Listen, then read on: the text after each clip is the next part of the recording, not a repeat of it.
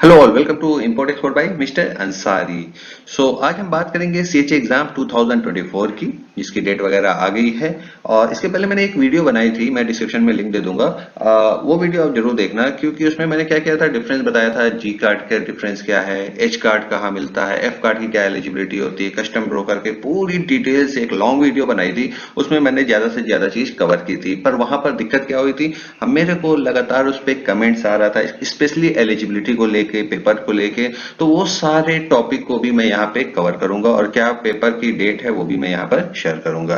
तो चलते हैं अपनी पहली स्लाइड पर। तो आगे बढ़ने से पहले सबसे पहले मैं आपको एग्जामिनेशन का डिटेल दे दूं। आप देख सकते हो यहाँ पे नोटिफिकेशन आ चुकी है। आपको सिविल पेपर 2018 के अगेंस्ट में दिखा सकता है आपको कब तक भरना है। 3 अक्टूबर से, यानी कि डेट हो चुकी है स्टार्ट। 17 नवंबर 2023 तक आपको फिलअप कर लेना है 6 PM तक।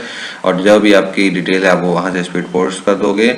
उसके बाद आपको यहाँ पे सारा चीज डिटेल मिल जाएगा। सिलेबस क्या है आपको 2018 में, जो का उसका सिविल आर का रेगुलेशन 2018 है, वहाँ पे मिल जाएगी।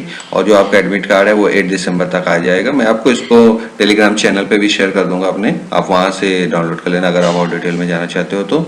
और जो पेपर होने की चांसेस है वो मार्च के मंथ में है 2024 में, थोड़ा आगे पीछे हो सकता है, पर इन्होंने जो शेड्यूल किया है वो मार्च तक में हो जाएगा। तो ये था आपका जो भी नोटिफिकेशन था। अभी चलते हैं नेक्स्ट आपके कमेंट्स के ऊपर। जो सबसे ज्यादा आपके कमेंट्स थे किस पे थे, पेपर को लेकर, कि पेपर कौन दे सकता है। तो सबसे पहली चीज, आप एलिजिबिलिटी, आपको यहाँ से मैं फिर से समझाने की कोशिश करूंगा। मैंने डिटेल से ये एक डेडिकेटेड स्लाइड दी है। तो सबसे पहला चीज, अगर आप सिविल का पेपर देना चाहते हो तो आपको इंडिया का सिटीजन होना जरूरी है। उसके अलावा आप दिवालिया ना हो, आपके ऊपर कोई केस ना हो। ठीक है, 2 पॉइंट यहाँ हो गया। पैन आधार मस्ट है, वो तो होगा ही होगा। उसके अलावा सिविल के पेपर देने के लिए आपके पास मिनिमम जो क्वालिफिकेशन है वो ग्रेजुएशन तो होनी ही चाहिए। उसके बाद आता है जो सबसे ज्यादा कंफ्यूजन है, मास्टर डिग्री को। तो इसी से रिलेटेड सबसे ज्यादा क्वेरी आ रही थी। देखिए, मास्टर डिग्री में बहुत कुछ होता है, बट मास्टर डिग्री आपको किसमें, मास्टर डिग्री और इक्विवेलेंट कहते हैं अकाउंट्स, फाइनेंस और मैनेजमेंट में। तो इसीलिए मैंने यहाँ पे कर दिया है कि कौन कौन दे सकता है। सीए दे सकता है, सीएस दे सकता है, एमबीए दे सकता है, एलएलएम और एसीएमए एंड एफसीएमए दे सकता है। और अगर आपके पास ये मास्टर डिग्री नहीं है तो भी आप, ग्रेजुएशन तो होना मस्ट है। उसके बाद अगर आप क्या करते हो, किसी कोई डिप्लोमा कर लेते हो, जो कि एनएसीएच की वेबसाइट में रिकॉग्नाइज करती है कि उस डिप्लोमा को वो एक्सेप्ट करते हैं, तो आप वहां से कस्टम क्लियरेंस में डिप्लोमा कर सकते हो। एनएसीएच की वेबसाइट पे आपको जाना है, वहां से आपको मिल जाएंगी लिस्ट। तो उसमें चेक करना है, अगर वो वहां से उसमें फॉल करता है तो भी आप दे सकते हो। उसके बाद अगर आपके पास ये भी नहीं है, आप सिर्फ और सिर्फ ग्रेजुएशन किया हुआ है और आपके पास डिप्लोमा भी नहीं है, तो मैंने आपको बताया था एक और रास्ता, जो कि सबसे मेरे हिसाब से बेहतर रास्ता है। जी कार्ड होल्डर बन जाइए। जी कार्ड होल्डर का क्या प्रोसेस है मैंने समझाया था। पहले आप एच कार्ड बनेंगे, उसके बाद आप जी कार्ड का पेपर दोगे, जी कार्ड हो जाओगे, जी कार्ड 2 साल पुराना हो जाएगा, तब आप एलिजिबल हो जाओगे सिविल पेपर को देने के लिए।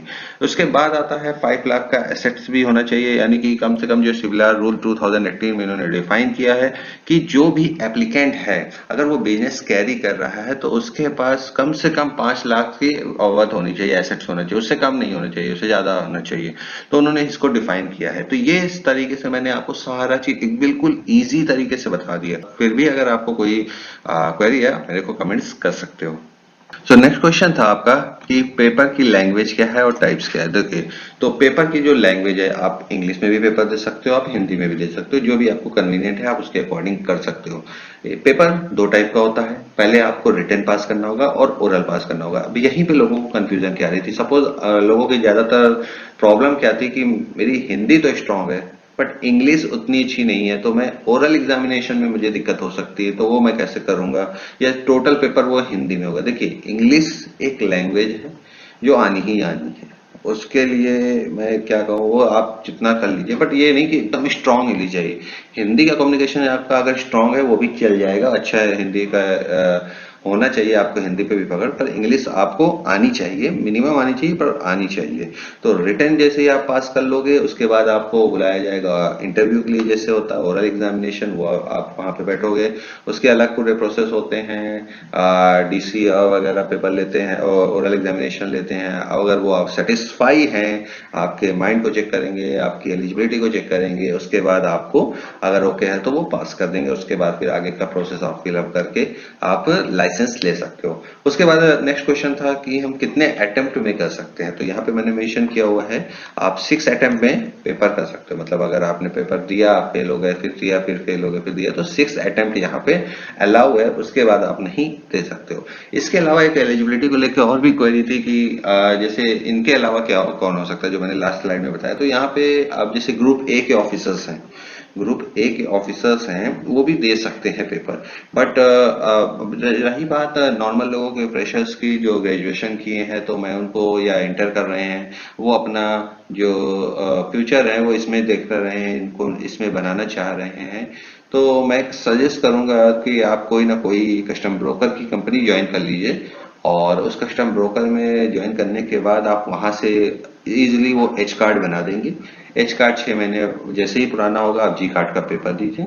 जी कार्ड का पेपर देने के बाद आप क्या करिए, जैसे ही 2 साल पुराना हो जाएगा तो आप एफ कार्ड का पेपर दे सकते हो।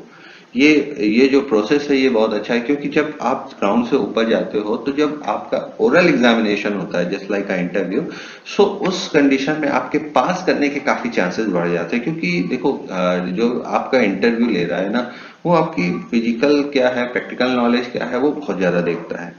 तो आप क्या किस लिए ले रहे हो लाइसेंस, वो भी देखता है कि आप क्या यूज है, आप किसी के फर्म के थ्रू ले रहे हो या इंडिविजुअल ले रहे हो, तो ये सब चीजें भी मैटर करता है। तो मेरा सजेशन यही है, बाकी आपकी मर्जी, आप दोनों तरह से जा सकते हैं। अगर आपका कोई क्वेरी है तो मेरे से पूछ सकते हैं। Thanks for the watching.